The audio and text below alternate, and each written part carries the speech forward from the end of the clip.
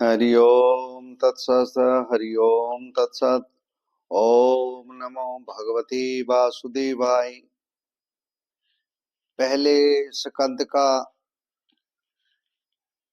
कथा प्रारंभ, तीसरा अध्याय। भगवान के अवतारों का वर्णन। सूत जी कहते हैं, सृष्टि के आदि में भगवान ने लोगों के निर्वाण की इच्छा की। इच्छा होते ही उन्होंने महतत्व आदि से निष्पन्न पुरुष रूप ग्रहण किया। उसमें 10 इंद्रियां, एक मन और 5 भूत, ये 16 कलाएं थी। उन्होंने कारण जल में शयन करते हुए जब योग निद्रा का विस्तार किया, तब उनके नाभि सरोवर में से एक कमल प्रकट हुआ और उस कमल से प्रजापतियों के आदिपति ब्रह्मा जी उत्पन्न हुए। भगवान के उस विराट रूप के अंग प्रत्यंग में ही समस्त लोकों की कल्पना की गई। वह भगवान का विशुद्ध सत्य श्रेष्ठ रूप है। योगी लोग दिव्य दृष्टि से भगवान के उस रूप का दर्शन करते हैं। भगवान का वह रूप हजारों पैर, जांघें, भुजाएं और मुखों के कान अत्यंत विलक्षण है। उसमें सहस्रों सिर, हजारों कान, हजारों आंखें और हजारों नासिकाएं हैं। हजारों मुकुट, बस्तर और कुंडल आदि आभूषणों से वह उल्लसित रहता है। भगवान का वही पुरुष रूप, जिसे नारायण कहते हैं, अनेक अवतारों का अक्षय कोश है। इसी से सारे अवतार प्रकट होते हैं। इस रूप के छोटे से छोटे अंश से देवता, पशु, पक्षी आदि मनुष्य आदि योनियों की सृष्टि होती है। उन्हीं प्रभु ने पहले कौमार सर्ग में सनक, सनंदन, सनातन और संत कुमार, इन 4 ब्राह्मणों के रूप में अवतार ग्रहण करके अत्यंत कठिन अखंड ब्रह्मचर्य का पालन किया। दूसरी बार इस संसार के कल्याण के लिए समस्त युगों के स्वामी उन भगवान ने ही रसातल में गई हुई पृथ्वी को निकाल लाने के विचार से शुक्र रूप ग्रहण किया। ऋषियों की सृष्टि में उन्होंने देव ऋषि नारद के रूप में तीसरा अवतार ग्रहण किया और सातवत तंत्र का उपदेश किया। उसमें कर्मों के द्वारा किस प्रकार कर्म बंधन से मुक्ति मिलती है, इसका वर्णन किया। धर्म पत्नी मूर्ति के गर्भ से उन्होंने नर नारायण के रूप में चौथा अवतार ग्रहण किया। इस अवतार में उन्होंने ऋषि बनकर मन और इंद्रियों का सर्वथा संयम करके बड़ी कठिन तपस्या की। 5वें अवतार में वे सिद्धों के स्वामी कपिल के रूप में प्रकट हुए और तत्वों का निर्णय करने वाले सांख्य शास्त्र का, जो समय के फेर से लुप्त हो गया था, असुर नामक ब्राह्मण को उपदेश किया। अनसुआ के बार मांगने पर छठे अवतार में वे अत्रे की संतान दत्तात्रेय हुए। इस अवतार में उन्होंने अलरक एवं प्रहलाद आदि को ब्रह्म ज्ञान का उपदेश किया। 7वीं बार रुचि प्रजापति की आकुति नामक पत्नी से जग के रूप में उन्होंने अवतार ग्रहण किया और अपने पुत्र याम आदि देवताओं के साथ स्वाय मनु मनवंतर की रक्षा की। राजा नाभ की पत्नी मेरु देवी के गर्भ से ऋषभ देव के रूप में भगवान ने 8वां अवतार ग्रहण किया।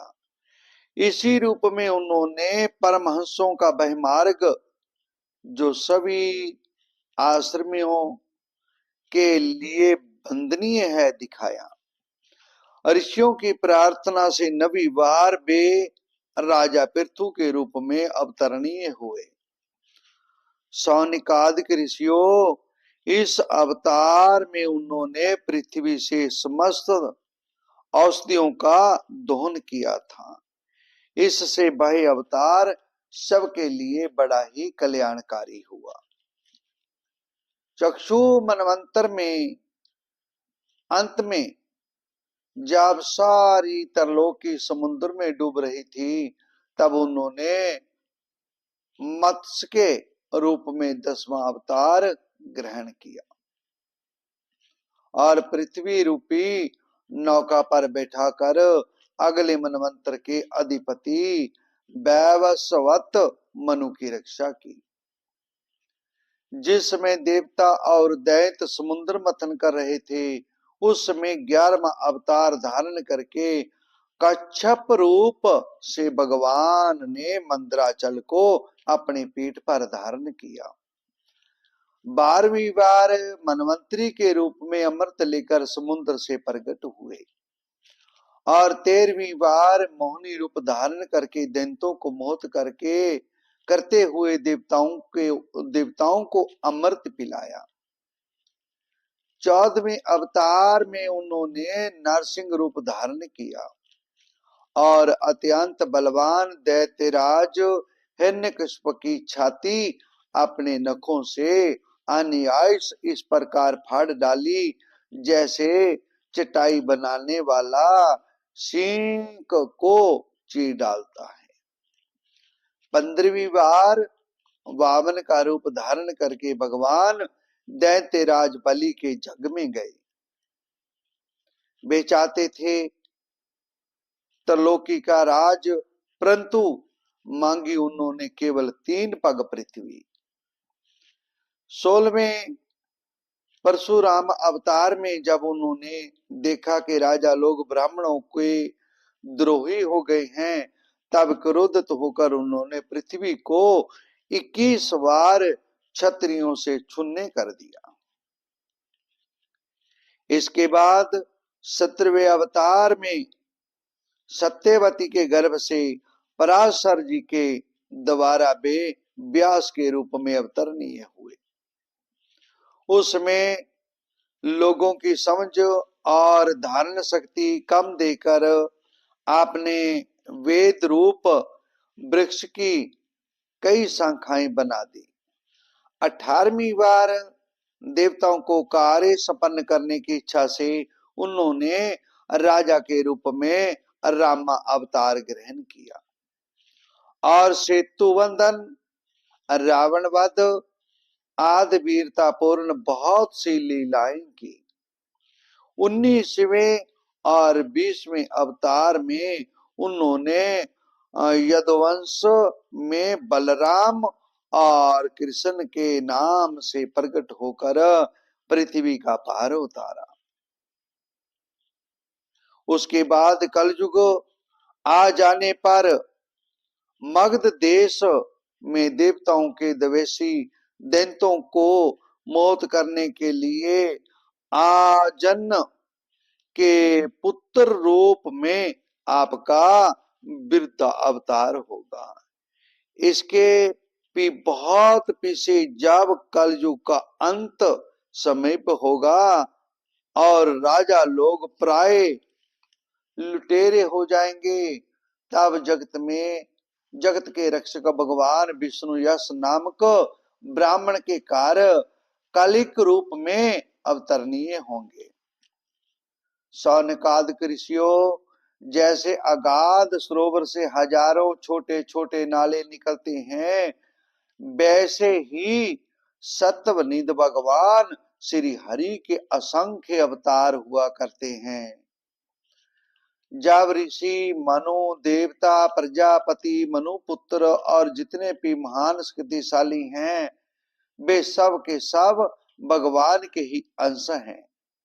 ये सब अवतार तो भगवान के अंशावतार अथवा कला अवतार हैं, परंतु भगवान श्री कृष्ण तो सभ्यों भगवान ही हैं।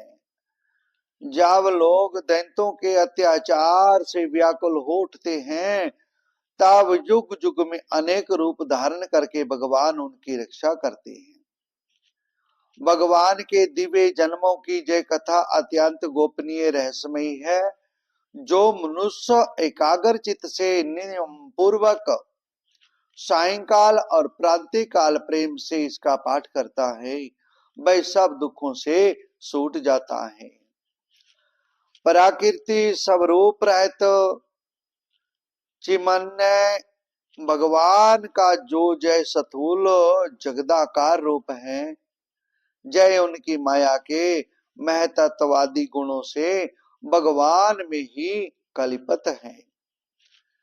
जैसे बादल बाजू के आश्रय रहते हैं और गूसरपना घूमते होता है, धूल में होता है, परंतु अल्प बुद्धि मनुष्य बादलों का आकाश में और गोसरपने का बाजू में आरोप करते हैं। वैसे ही अविवेक पुरुष सबके साक्षी आत्मा में स्थूल दृश्य रूप जगत का आरोप करते हैं। इस स्थूल रूप से परे भगवान का एक सूक्ष्म अभियुक्त रूप है, जो ना तो स्थूल की तरह आकार आदि गुणों वाला है और ना देखने सुनने में ही आ सकता है। वही सूक्ष्म शरीर है, आत्मा का आरोप जा प्रवेश होने से यही जीव कहलाता है और इसी का बार बार जन्म होता है। उपयुक्त सूक्ष्म और स्थूल शरीर आदि से ही आत्मा में अप्रोपित है। जिस अवस्था में आत्मा स्वरूप के ज्ञान से यह आरोप दूर हो जाता है, उसी समय ब्रज का साक्षात्कार होता है। तत्वज्ञानी लोग जानते हैं कि जिसमें जय बुद्धि रूपा परमेश्वर की माया निवृत्त हो जाती है, उस समय जीव परमानंद में हो जाता है और अपनी स्वरूप महिमा में प्रतिष्ठित होता है। वास्तव में जिनके जन्म नहीं है और कर्म भी नहीं है, उन हृदयेश्वर भगवान के अप्राकृत जन्म और कर्मों का तत्वज्ञानी लोग इस प्रकार वर्णन करते हैं, क्योंकि उनके जन्म और कर्म वेदों के अत्यंत गोपनीय रहस्य हैं। भगवान की लीला मोघ है, वे लीला से ही इस संसार का सर्जन पालन और संहार करते हैं, किंतु इसमें आसक्त नहीं होते। प्राणियों के अंतकरण से छिपे रहकर ज्ञानेंद्रियां और मन के नियंता के रूप में उनके विषयों को ग्रहण भी करते हैं, परंतु उनसे अलग रहते हैं। वे परम स्वतंत्र हैं, ये विषय कभी उन्हें लिप्त नहीं कर सकते। जैसे अनजान मनुष्य जादूगर अथवा नट के संकल्प और वचनों से की हुई करामात को नहीं समझ पाता, वैसे ही अपने संकल्प और वेद वाणी के द्वारा भगवान के प्रकट किए हुए इन नाना नाम और रूपों को तथा उनकी लीलाओं को बुद्धि जीव बहुत सी तर्क युक्तियों के द्वारा नहीं पहचान सकता। चक्रपाणी भगवान की शक्ति और पराक्रम अनंत हैं, उनकी कोई था नहीं पा सकता। वे सारे जगत के निर्माता होने पर भी उस से सर्वथा परे हैं। उनके स्वरूप को अथवा उनकी लीलाओं के रहस्य को वही जान सकता है जो नित्य निरंतर निष्कपट भाव से उनके चरण कमलों की दिव्य गंध का सेवन करता है। सेवा भाव से उनके चरणों का चिंतन करता रहता है। शौनकादिक ऋषियों, आप लोग बड़े ही सौभाग्यशाली तथा धन्य हैं, जो इस जीवन में और विघ्न बातों से भरे इस संसार में समस्त लोकों के स्वामी भगवान श्री कृष्ण से बहे सर्वात्मक आत्म भाव, बहे अनीर अवचनीय अन्य प्रेम करते हैं, जिससे फिर इस जन्म मरण रूप संसार के भयंकर चक्कर में नहीं पड़ना होता। भगवान वेद व्यास ने जय वेदों के समान भागवत चरित्र से परिपूर्ण भगवान नाम का पुराण बनाया है। उन्होंने इस श्लाघनीय कल्याणकारी और महान पुराण को लोगों के परम कल्याण के लिए अपने आत्मज्ञान श्रोमणी पुत्र को ग्रहण कराया। इसमें सारे वेद और इतिहासों का सार संग्रह किया है। सुखदेव जी ने राजा परीक्षित को जय सुनाया। उस समय वे परम ऋषियों से घिरे हुए आमरण अनशन का व्रत लेकर गंगा तट पर बैठे हुए थे। भगवान श्री कृष्ण जब धर्म ज्ञान आदि के साथ अपने परम धाम को पधार गए, तब इस कलयुग में जो लोग अज्ञान रूपी अंधकार से अंधे हो रहे हैं, उनके लिए यह पुराण रूपी सूरज इस समय प्रकट हुआ। सौनकादि के ऋषियों, जब महातेजस्वी श्री सुखदेव जी महाराज वहां इस पुराण की कथा कर रहे थे, तब मैं भी वहां बैठा था। वहीं मैंने उनकी कृपा पूर्ण अनुमति से इसका अध्ययन किया। मेरा जैसा अध्ययन है और मेरी बुद्धि ने जिस प्रकार इसको ग्रहण किया है, उसी के अनुसार मैं इसे आप लोगों को सुनाऊंगा। अध्याय महर्षि व्यास का अंशुतोष। व्यास जी कहते हैं, उस दीर्घकालीन सत्र में समतलित हुए मुनियों में विद्या वाजु बिरद कुलपति ऋग्वेदी सौनकादिक जी ने सूत जी की पुत्रोक्त बात सुनकर उनकी प्रशंसा की और कहा। सौनक जी बोले, सूत जी, आप वक्ताओं में श्रेष्ठ हैं तथा बड़े भाग्यशाली हैं। जो कथा भगवान सुखदेव जी ने कही थी, वही भगवान की पुण्यमयी कथा कृपा करके आप हमें सुनाइए। वह कथा किस युग में, किस संतान पर और किस कारण से हुई थी? मुनिवर श्री कृष्ण द्वैपायन ने किसकी प्रेरणा से इस परमहंसों की संहिता निर्माण किया था? उन्होंने, उनके पुत्र सुखदेव जी बड़े योगी, समदर्शी, भेदभाव रहित, संसार निद्रा से जगे एवं निरंतर एकमात्र परमात्मा में ही स्थित रहते हैं। वे छिपे रहने के कारण मूड से प्रतीत होते हैं। व्यास जी जब संन्यास के लिए वन की ओर जाते हुए अपने पुत्र का पीछा कर रहे थे, उस समय जल में स्नान करने वाली स्त्रियों ने नंगे सुखदेव को देखकर तो वस्त्र धारण नहीं किया, परंतु वस्त्र पहने हुए व्यास जी को देखकर लज्जा से कपड़े पहन लिए। इस आचार्य को देखकर जब व्यास जी ने उन स्त्रियों से इसका कारण पूछा, तब उन्होंने उत्तर दिया कि आपकी दृष्टि तो अभी स्त्री पुरुषादि का भेद बना हुआ है, परंतु आपके पुत्र शुद्ध दृष्टि से जाहे वेद नहीं जानते। करुंजा जल देश में पहुंचकर हस्तिनापुर में वे पागल, गूंगे तथा जड़ के समान विचरते होंगे। नगरवासियों ने उन्हें कैसे पहचाना? पांडव नंदन राज ऋषि परीक्षित का इन मौनी सुखदेव के साथ संवाद कैसे हुआ, जिसमें जहे भागवत संहिता कही गई।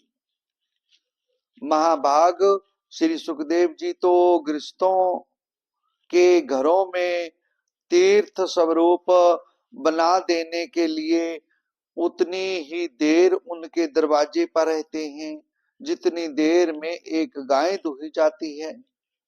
सूत जी, हमने सुना है कि अभिनंदन परीक्षित भगवान के बड़े प्रेमी भक्त थे। उनके अत्यंत आश्चर्यमयी जन्म और कर्मों का भी वर्णन कीजिए। वे तो पांडव वंश के गौरव बढ़ाने वाले सम्राट थे। वे भला किस कारण से सम्राज लक्ष्मी का परित्याग करके गंगा तट पर मृत्यु पर्यंत अन्यायश व्रत लेकर बैठे थे? शत्रुगण उनके भले के लिए बहुत सा धन लाकर उनके चरण रखने की चौकी को नमस्कार करते थे। वे एक वीर युक्त थे। उन्होंने उस दुष्ट लक्ष्मी को अपने प्राणों के साथ भला क्यों त्याग देने की इच्छा की? जिन लोगों का जीवन भगवान के आश्रित है, वे तो संसार के परम कल्याण, अद्भुत और समृद्धि के लिए ही जीवन धारण करते हैं। उसमें उनका अपना कोई स्वार्थ नहीं होता। उनका शरीर तो दुष्टों के हित के लिए था। उन्होंने विरक्त होकर वो उसका परित्याग क्यों किया? वेदवाणी को छोड़कर अन्य समस्त शास्त्रों को आप पारदर्शी विद्वान हैं।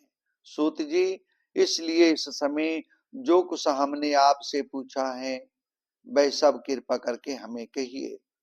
सूत जी ने कहा, स इस वर्तमान चतुर्युगी के तीसरे युग द्वापर में महर्षि पराशर के द्वारा वसु कन्या सत्यवती के गर्भ से भगवान के कलावतार जोगी राजव्यास जी का जन्म हुआ। एक दिन वे सूर्योदय के समय सरस्वती के पवित्र जल में स्नान आदि करके अकांत पवित्र संतान पर बैठे हुए थे। महर्षि भूत और भविष्य को जानते थे। उनकी दृष्टि अचूक थी। उन्होंने देखा कि जिसको लोग जान नहीं पाते, ऐसे समय के फेर से प्रत्येक युग में धर्म संकरता और उसके प्रभाव से भौतिक वस्तुओं की भी शक्ति का ह्रास होता रहता है। संसार के लोग श्रद्धाहीन और शक्ति रहित हो जाते हैं। उनकी बुद्धि कर्तव्य का ठीक ठीक निर्णय नहीं कर पाती और आजू भी कम हो जाती है। लोगों की सौभाग्यहीनता को देखकर उन मुनीश्वर ने अपनी दिव्य दृष्टि से समस्त वर्णों और आश्रमों का हित कैसे हो, इस पर विचार किया। उन्होंने सोचा कि वेदों तक चातुहोत्र कर्म लोगों का हृदय शुद्ध करने वाला है। इस दृष्टि से युगों का विस्तार करने के लिए उन्होंने एक ही वेद के 4 विभाग कर दिए। व्यास जी के द्वारा ऋगु, जागो, मास और अर्थव, इन 4 वेदों का उद्धार प्रत्यक्ष हुआ। इतिहास और पुराणों को 5वां वेद कहा जाता है। उनमें से ऋग्वेद के पहल साम गान के विद्वान जैमिन एवं यजुर्वेद के एकमात्र स्नातक वैशंपायन हुए। अर्थवेद में प्रवीण हुए दरुणनंदन सुमंत मुनि, इतिहास और पुराणों के स्नातक मेरे पिता और रोमहर्षण थे। इन पूर्वोक्त ऋषियों ने अपनी अपनी शाखाओं को और भी अनेक भागों में विभक्त कर दिया। इस प्रकार शिष्य पर शिष्य और उनके शिष्यों द्वारा वेदों की बहुत सी शाखाएं बन गई। इस काम समझने वाले पुरुषों पर कृपा करके भगवान वेद व्यास ने इसके लिए ऐसा ऐसा विवाह कर दिया कि जिन लोगों को स्मरण शक्ति नहीं है या कम है, वे भी वेदों को धारण कर सके। स्त्री शूद्र पतित दिव्याति तीनों ही वेद श्रवण के अधिकारी नहीं है, इसलिए वे कल्याणकारी शास्त्रोक्त कर्मों के आचरण में भूल कर बैठते हैं। अब इसके द्वारा उनका कल्याण हो जाए, जय सोचकर महामुनि व्यास जी ने बड़ी कृपा करके महाभारत इतिहास की रचना की। शौनकादि ऋषियों, यद्यपि व्यास जी इस प्रकार अपनी पूरी शक्ति से सदा सर्वदा प्राणियों के कल्याण में ही लगे रहे, तथापि उनके हृदय को संतोष नहीं हुआ। उनका मान कुछ छिन्न हो गया। सरस्वती नदी के पवित्र तट पर एकांत में बैठकर धर्मवेता व्यास जी मन ही मन विचार करते हुए इस प्रकार कहने लगे, मैंने निष्कपट भाव से ब्रह्मचार्य आदि व्रतों का पालन करते हुए वेद, गुरुजन और अग्नियों का सम्मान किया है और उनकी आज्ञान का पालन किया है।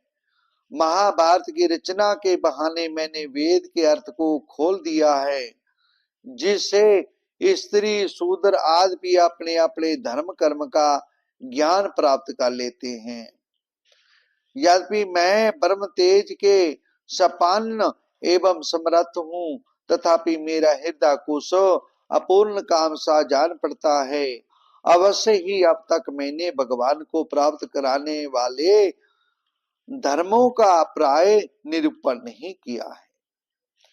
वे ही धर्म परमहंसों को प्रिय है और वे ही भगवान को भी प्रिय है। हो ना हो, मेरी अपूर्णता का यही कारण है। श्री कृष्ण द्वैपायन व्यास इस प्रकार अपने को ही अपूर्ण सा मानकर जब खिन्न हो रहे थे, उसी समय पूर्वोक्त आश्रम पर देव ऋषि नारद जी आ पहुंचे। उन्हें आया देखकर व्यास जी तुरंत खड़े हो गए। उन्होंने देवताओं के द्वारा सम्मानित महर्षि नारद की विधि पूर्वक पूजा की। ओम हरि ओम तत्सत, हरि ओम तत्सत।